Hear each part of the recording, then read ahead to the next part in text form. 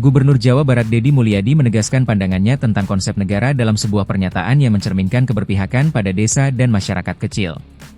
Menurutnya, Indonesia bukan hanya milik pusat pemerintahan, tetapi merupakan kumpulan desa-desa yang tersebar di seluruh pelosok negeri, yang sejatinya menjadi pemilik saham terbesar dalam pembangunan bangsa.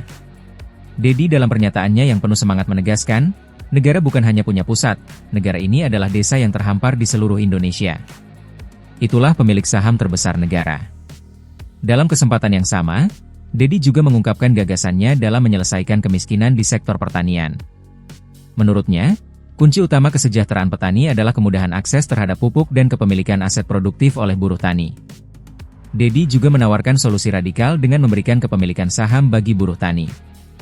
Ia mengusulkan agar setiap buruh tani yang hanya memiliki lahan kurang dari 1/4 hektar diberikan 5 ekor sapi, serta didampingi oleh penyuluh pertanian untuk mengelola pupuk organik dari kotoran ternak. Tak hanya sektor pertanian, Deddy juga menyoroti problematika layanan kesehatan yang masih menjadi beban bagi masyarakat kecil.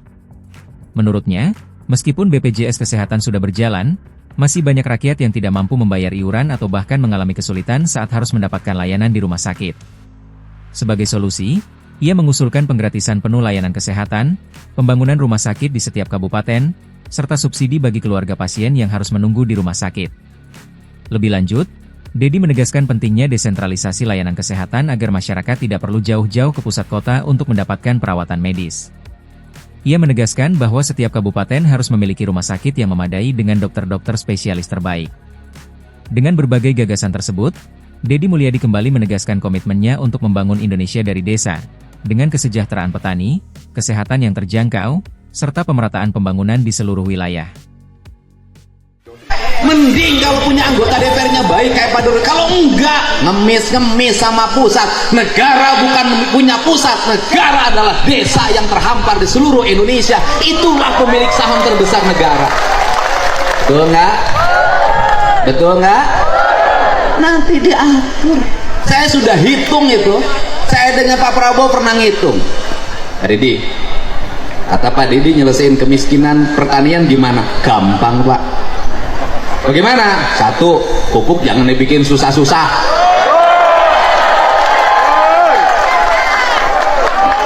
Ya jangan dibikin susah-susah. Bikin pupuk susah banget. Aturannya banyak banget. Bikin yang sebanyak-banyaknya, negara rugi. Nggak apa-apa, asal petani untung. Betul yuk? 2, saya katakan, setiap buruh tani harus punya saham. Satu petani dengan sebagai buruh tani atau luasan di bawah 1/4 hektar kasih 5 ekor. Setelah itu kasih dana pendampingan, PPL-nya arahin itu kotoran sapi jadi pupuk organik. Puterin begitu. Kemudian apalagi jamin kesehatannya, kalau sakit nggak usah susah. Bener rakyat pakai BPJS, bener, tapi banyak yang BPJS-nya nggak bisa bayar.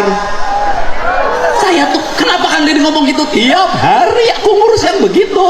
Masuk rumah sakit BPJS nggak ada, bayar dulu.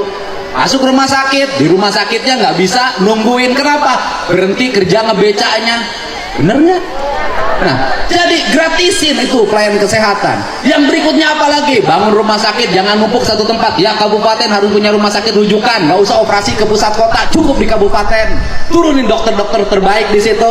Kemudian siapkan subsidi untuk apa? Kalau orang sakit, keluarganya harus disubsidi. Kenapa kan Deddy ngomong gitu? Suaminya sakit, bininya nungguin. Yang nyari duit siapa? Saya ngalamin, saya pernah punya kebijakan. Kalau keluarganya sakit, yang nungguinnya saya kasih uang saku 100.000 per hari.